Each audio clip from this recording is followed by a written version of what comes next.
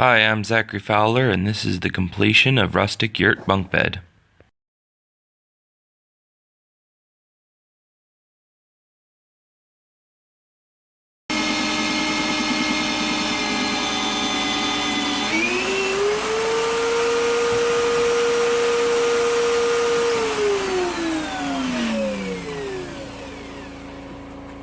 So remember to pull them out as soon as they bottom out on your stopper, so they don't stay in there and get wee-wad and get shaved down too thin. And sharp tool, big shavings, dull tool, lots of little tiny shavings. Keep your tools sharp.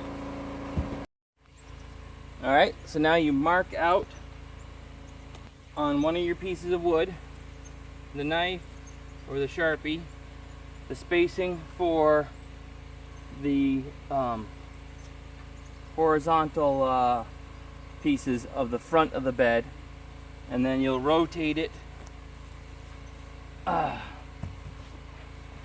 So I've marked with an arrow here, and that's for the longer pieces that go across the front, and the other arrow are the shorter pieces that go to the back. So that way you can orient it as you're marking them out with the certain arrow one way, because those are going to have to be marked here. The other ones will have to be, and then when you mark it with the smaller arrow with the pieces running to the back, those are going to have to be an inch higher so the tendons don't run into each other. So once you've marked one of them out, you bring all your other pieces over, lie it down, orient it with the same kind of arrow facing the same direction,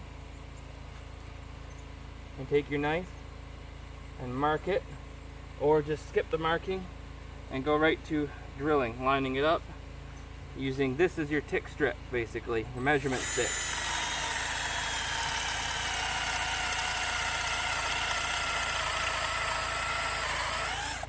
Drilling your hole in. Oh, and I forgot to tell you, before I drilled this hole, I took this drill bit, and since I had cut the pieces before and cut the tendons already, and we let them dry in the garage, now I went back and I took this and I shaped this down, so since they shrank, I cut this down a little bit, so it's now like 15/16, and the shrunk tenon will fit into the mortise tightly instead of being super loose. And then rotate them to the side, marking all those same measurements but just an inch higher, and drill off the other holes. And it doesn't have to be precise, you don't have to go nuts with a level and try to figure it out just right. Just make the X's on the ends so that you can tell which ones are which.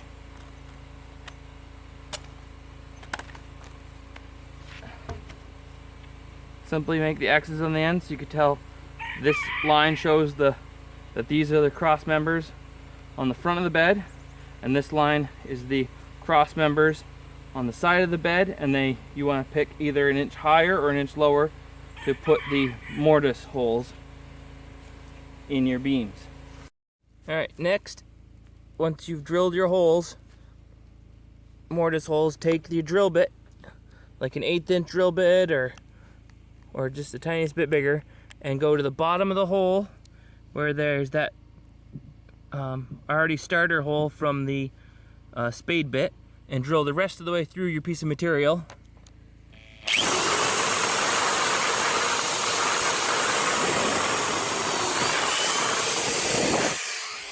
Because once you fit the bed together, you got that hole right there, and you can stick a screw right in there and drive it in to pull it all together. Alright, now place the front and back of your bed together, sliding the mortise and tendons together, and give her a little tap just to get it started. Not a lot, because the more you beat on it, you risk knocking off the bark. If you decide to leave the bark on, then you don't want to go and pound it a bunch. Get them started so they're stuck together a little bit, and then get a come along or a ratchet strap from your truck and tighten it up till it pulls these together tightly. And then once they're together tightly, these aren't quite there yet, take a screw that you drilled those holes for, and drive your screws in until your front and back part of the bed frame is solidly put together. Alright, start out clove hitch, a little backer knot. This rope's kind of slippery, so just like you're doing a square knot, basically on that, pull it, and that'll keep it from slipping. And then, as you can see on the back, up here there's 9 of these. I'm going to do 9 clove hitches.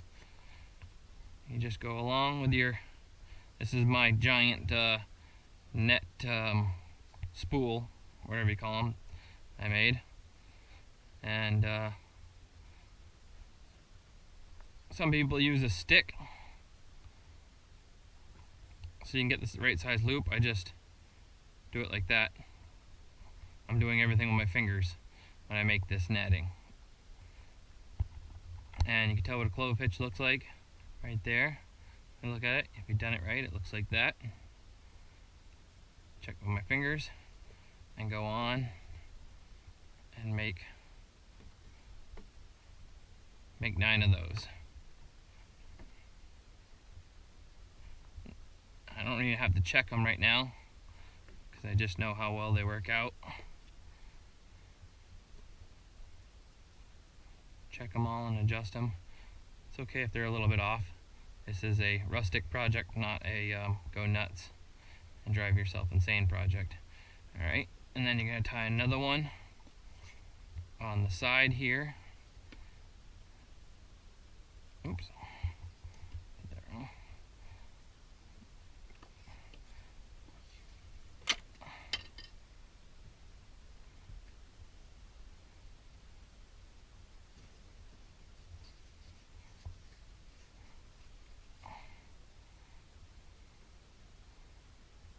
And this one wants to be, if you're netting something in that's wood frame like this and not a hammock, this is how I do it, so that they all look like the same triangle wise.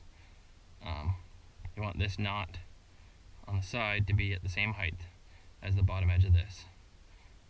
Alright, and now to continue the net down and tie the net knot, you can go through, and I take it like this for consistency to the middle with all 4 fingers. That's my measurement, is right there, so it has that same shape.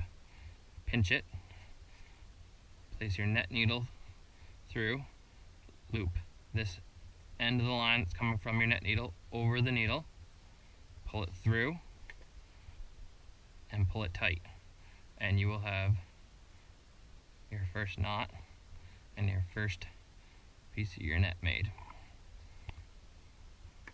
Now there's a lot better tutorials out there on the net part. If you want to look that up, bring it through,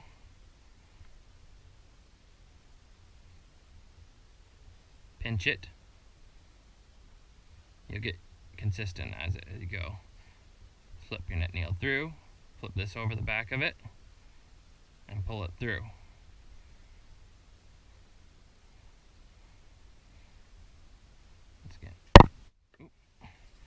Go through,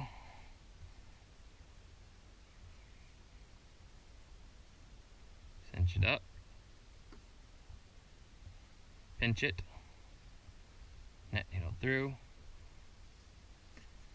pull that through,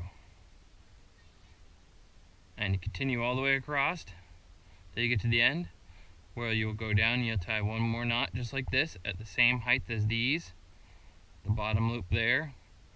We'll tie another one here. When you get back down here, after you come back across, tie one the same height, and continue your way back across again, back and forth till you get to the other end. And when you get to the bottom, and you tie your last one of these, you'll go and pull it tight, and put another knot at the bottom, down here, and pulling the net tight as you're making it, so that you can keep it tight unless you want it loose, in which case it doesn't matter. But that's all I'm going to do for now, because we're actually going to leave this part of the bed open for a while and see how it works, so the kids can climb up in there and play and see if they'll respect that at bedtime and stay in there. Well, there it is, the kid's little rustic bunk bed. All netted in, a little dark over here, but you can see it there, netted on the ends.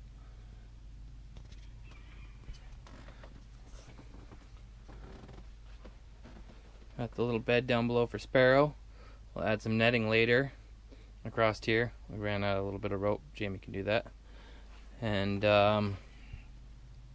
she'll be able to crawl in through the end into her little bed and be all cozy.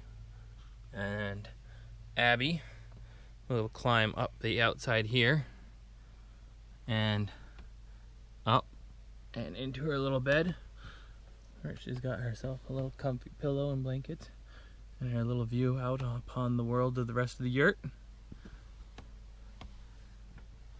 then she climbs out and back down here. Well, it's probably gonna have to take that crate down, but she's already been in and out of it and it hasn't been a problem. And they seem to love it. So success.